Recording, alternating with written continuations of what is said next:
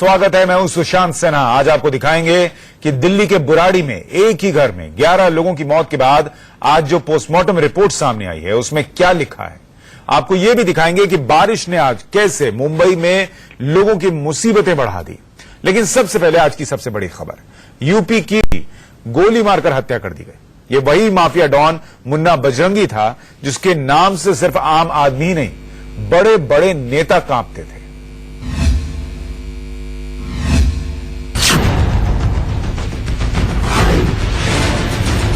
यही है यूपी का वो माफिया डॉन मुन्ना बजरंगी, जिसके मर्डर के बाद यूपी के अफसरों के होश उड़े।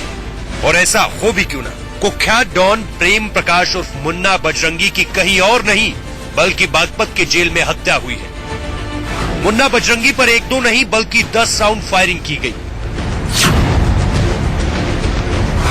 मुन्ना बजरंगी को बागपत की इस जेल के अंदर गोली मारी गई है। तस्वीरें आप देख रहे हैं कि एम्बुलेंस से मुन्ना बजरंगी को बाहर निकाला जा रहा है, यानी कि ये जो डेड बॉडी है मुन्ना बजरंगी की उसे ले जाया गया है। कल ही झांसी जेल से लाया गया था मुन्ना बजरंगी को और उसके बाद में जब वो पहुंचा तो उसे निशाना बनाया। ये आप तस्वीरें देख सकते हैं जब एम्बुलेंस से उसे बाहर निकाला। मुन्ना बजरंगी को एक रंगदारी के केस में कोर्ट में पेश करने के लिए झांसी से बागपत लाया गया था, लेकिन पेशी से पहले ही उसकी हत्या हो गई। मुन्ना बजरंगी की हत्या के पीछे जिस शख्स का नाम आ रहा है वो है सुनील राठी। माफिया डॉन सुनील राठी भी बागपत की जेल में बंद है और मुन्ना बजरंगी से उसका 36 का आंकड़ा था।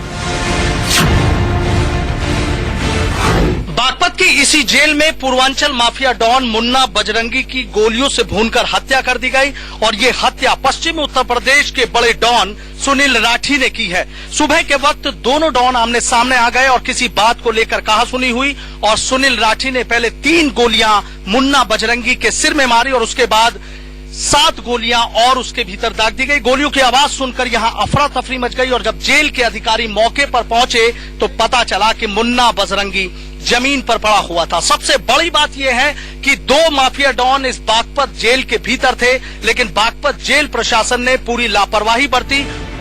जेल में 2 माफिया डॉन के बीच हुई खूनी जंग और मुन्ना बजरंगी की हत्या के बाद सबसे बड़ा सवाल यह है कि जेल में हथियार पहुंचा कैसे।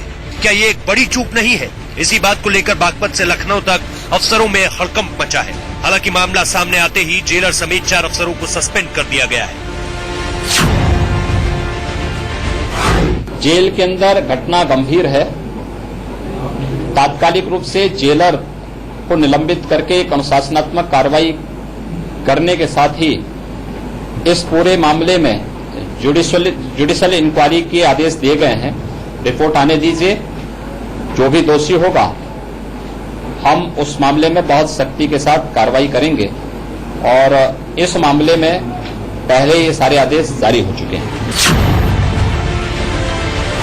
जो सूत्रों से जानकारी मिल रही है कि यहाँ मुन्ना बजरंगी के कत्ल की जो प्लानिंग है वो पहले ही बना ली गई थी। जिस तरह के इनपुट मिल रहे हैं कि मुन्ना बजरंगी का कत्ल यदि बागपत की जेल के भीतर नहीं होता तो आज मुन्ना बजरंगी की कचहरी में पेशी थी और वहां पर भी मुन्ना बजरंगी की गोलियों से भूनकर हत्या की जा सकती थी। तमाम ऐसे सवाल हैं कि जिसमें बागपत जेल प्रशासन पर खड़े हो गए हैं कि आखिर कुख्यात सुनील राठी पर स्वचालित हथियार कहां से आया। बागपत से सनुज शर्मा के साथ Pulkit Nagar, India news. Mafia don Munna Bajrangi के मर्डर को लेकर उनके परिवार ने पहले ही आशंका जताई थी। आज मुन्ना बजरंगी की पत्नी और बेटी ने साफ साफ कहा कि इसके पीछे बड़ी साजिश है जिसमें कई बड़े लोग शामिल हैं। मुन्ना बजरंगी के परिवार के लोगों को आप देख रहे हैं और इन्होंने ही पहले ये शक जताया था कि हत्या हो सकती है। कुछ ही दिन पहले ये शक जताया था जिसके बाद बागपत मुन्ना बजरंगी को लेकर आया गया। आपका शक हकीकत में बदल गया? जी, शक नहीं, पूरा ये तो मैं शक कर रही थी। सरकार को चाहिए था इस पे कुछ ठोस कदम उठाती, लेकिन उन्होंने नहीं किया कुछ भी। धनंजय सिंह पूर्व सांसद रह चुके हैं जौनपुर से और प्रदीप सिंह जो है बनारस के रहने वाले हैं। उनके पिता जयंत सिंह पहले जो है एसटीएफ में ही थे, अब रिटायर्ड हो गए हैं, एनकाउंटर स्पेशलिस्ट थे शायद। उन लोगों की संलिप्तता थी इस चीज का। मेरे पति को पूर्वाभास हुआ था। जो 3-4 लोगों का मैं नाम ले रही हूँ, उनके साथ शासन प्रशासन भी मिली हुई है। अब शासन प्रशासन, अगर जेल के अंदर हत्या हो रही है, जेल के अंदर हत्या होने का मतलब ये कोई आम बात तो है नहीं। आखिरी बात कब बात हुई थी? बेटी है उनकी जो आप सामने तस्वीरों में देख रहे हैं। बहुत साल हो गए। वैसे तो फोन पे कभी कभार बात होती थी, लेकिन इस बीच नहीं हुई थी। आपसे भी कोई शक उन्होंने जताया था कि उन्हें खतरा है? वो कभी नहीं चाहते कि मैं स्ट्रेस लूं। मेरे भाई भी है, वो भी स्ट्रेस ले, इसके वजह से उन्होंने कभी जताया नहीं। लेकिन मम्मा सब लोग घर पे रहते थे, सुना करते थे, अखबार में आते थे, तो समझ में आता है मुझे भी। तो आपने परिवार को सुना, उन्हें पहले ही लग रहा था कि ऐसा कुछ हो सकता है। उधर यूपी में कभी मुन्ना बजरंगी की तूती बोलती थी। 90 के दशक में पूरे पूर्वांचल और यहां तक कि बिहार तक में उसका सिक्का चलता था। आपको बताते हैं कि 5वीं पास प्रेम प्रकाश कैसे बन गया माफिया डॉन मुन्ना बजरंगी।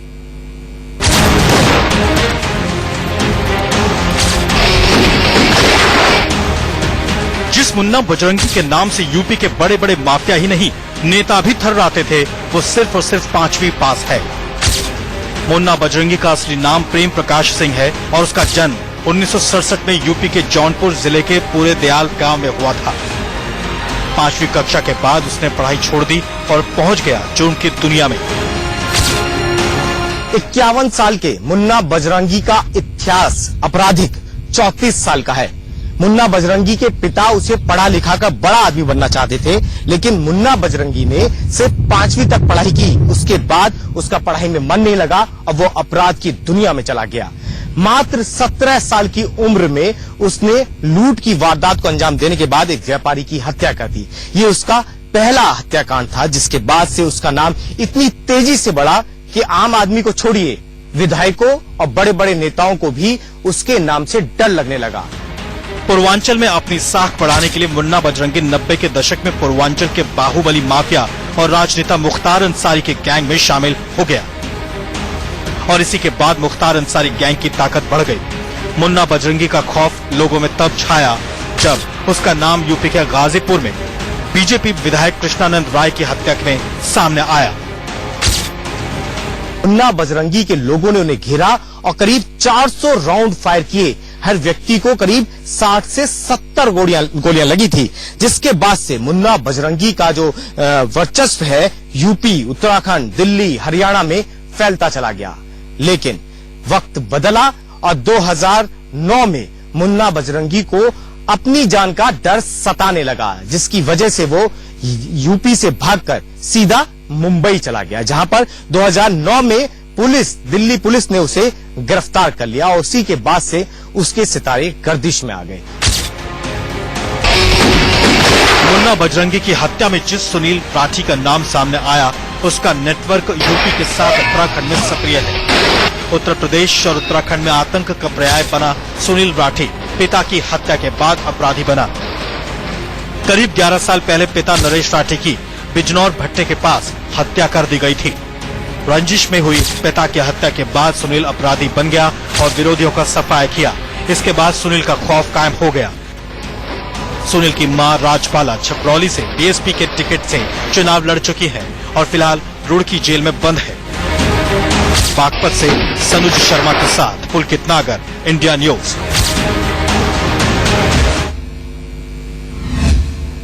मुन्ना बजरंगी पर जिस बीजेपी विधायक कृष्णानंद राय की हत्या का आरोप था, उनकी पत्नी ने मुन्ना बजरंगी के मर्डर पर क्या कहा है, वो आपको सुनवाते हैं।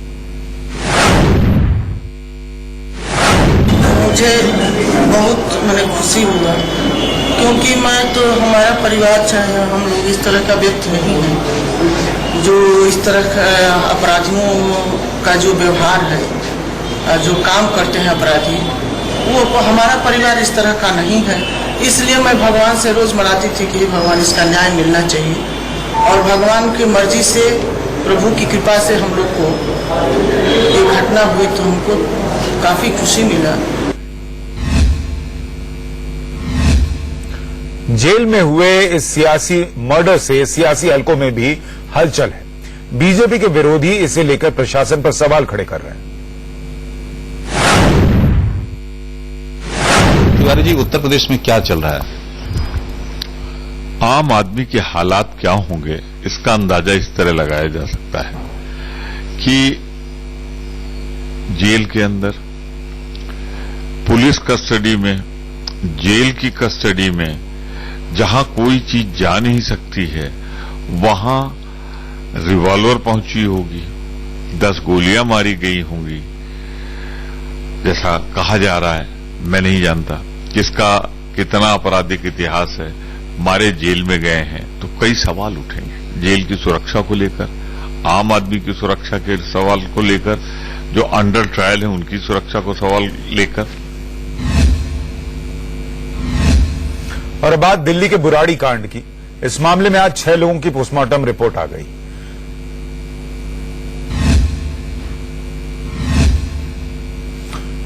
सभी को इंतजार था कि इस पोस्टमार्टम रिपोर्ट में क्या बात सामने आती है, और 6 लोगों की जो पोस्टमार्टम रिपोर्ट सामने आई है वो ये कहती है कि इन तमाम लोगों की मौत फांसी लगने से ही हुई है। और जो आशंका जताई जा रही थी, जिस बात को लेकर सवाल था कि कहीं जहर तो नहीं दिया गया इन्हें, तो वो बात साफ हो गई है कि मौत की वजह किसी तरीके का कोई जहर नहीं है, और न ही इनकी मौत की पीछे कोई नशीला पदार्थ शामिल है कि इन्हें कुछ खिला दिया गया और बाद में जो है इन्हें फांसी लगाई गई, ऐसा नहीं है। पुलिस ने तांत्रिक का रोल होने से भी इनकार कर दिया है। तो ये अहम जानकारी इस पोस्टमार्टम रिपोर्ट के बाद अब सामने आ रही है। बुराड़ी में परिवार के लोगों ने दुपट्टे से फांसी लगाई थी। पुलिस ने उस दुकान पर तफ्तीश की जहां से घर की बेटी नीतू ने यह दुपट्टा खरीदा था। इंडिया न्यूज उस दुकान पर पहुंचा, वहां हमने क्या जानकारी हासिल की वो आपको दिखाते हैं। बुराड़ी में 11 लोगों की सामूहिक आत्महत्या की जांच क्राइम ब्रांच कर रही है, और क्राइम ब्रांच ने एक ऐसी जगह पर पूछताछ की है, ये दुपट्टे वाली दुकान है, वो दुपट्टे की दुकान जहां से भाटिया परिवार के सदस्यों ने कुछ दुपट्टे खरीदे थे। बात करने के लिए यहां दुकान की ऑनर है हमारे साथ, भावना गोस्वामी। भावना जी, ये बताएं कि किसने दुपट्टे खरीदे थे और कितने दुपट्टे खरीदे गए? हमारे से 1 या 2 दुपट्टे लिए थे उन्होंने, बस हफ्ता 10 दिन पहले इस पूरे कांड से। हाँ जी, हाँ जी। और हम पहचानते तो थे नहीं, लेकिन जब उन्होंने दिखाया तो पहचाना हमने। हाँ जी। क्या पुलिस ने दिखाया था आपको? हाँ, पुलिस वालों ने, क्राइम ब्रांच वालों ने दिखाया था हमको दुपट्टा। हाँ जी, एक दुपट्टा पहचाना था उसमें हमने। आप ही से खरीदा? हाँ जी, हाँ जी। कौन से कलर का वो दुपट्टा था और कितने का खरीदा? मैरून कलर का था, 150 का था। 150 का था। तो कौन खरीदने के लिए आया था? वो गुड़िया आई थी चश्मा लगा करके, जो चश्मा लगाती है। ओके, तो इसके अलावा और कुछ भी यहाँ से खरीदा गया था? और कुछ नहीं खरीदा, सिर्फ यही खरीदा था। कितने दुपट्टों की डिमांड की थी उन्होंने? उन्होंने कोई दुपट्टा नहीं किया था, बस एक दुपट्टा पसंद किया और लेके चल दी। तो किस तरह का दुपट्टा था वो?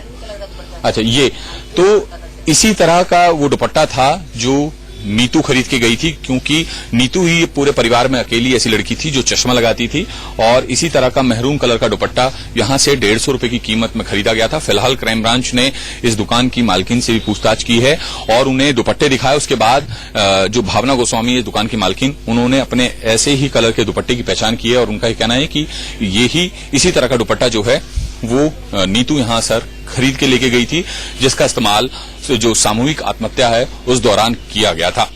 कैमरामैन मोहम्मद गुलशन के साथ कुमार सोनू, इंडिया न्यूज, दिल्ली। याचिका खारिज करते हुए फांसी की सजा को बरकरार रखा। इस केस में तीनों दोषियों विनय शर्मा, पवन और मुकेश की तरफ से एक याचिका दायर की गई थी, जिसमें फांसी की सजा को उम्र कैद में बदलने की मांग की गई थी, लेकिन कोर्ट ने उसे खारिज कर दिया और कहा कि अब इस फैसले पर पुनर्विचार की जरूरत नहीं है। इस केस के चौथे नाबालिग दोषी अक्षय ने पुनर्विचार याचिका दाखिल नहीं की थी। अब इन दोषियों के पास क्यूरेटिव पिटीशन और फिर दया याचिका का विकल्प बचता है। 16 दिसंबर 2012 को दिल्ली के मुनीरिका में चलती बस में छात्रा से गैंगरेप और हैवानियत को अंजाम दिया गया था, जिसके बाद निर्भया की इलाज के दौरान सिंगापुर में मौत हो गई थी।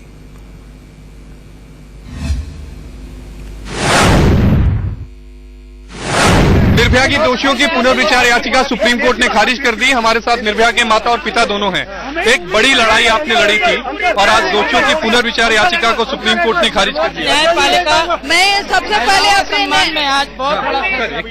पहले मैंने अपने न्याय व्यवस्था को, अपने सुप्रीम कोर्ट को धन्यवाद देती हूँ कि देर से ही सही आज फिर निर्भया को एक बार इंसाफ मिला, और उम्मीद करते हैं कि जो भी कानूनी प्रक्रिया है जल्द पूरी हो और उनको जल्द से जल्द फांसी की सजा मिले।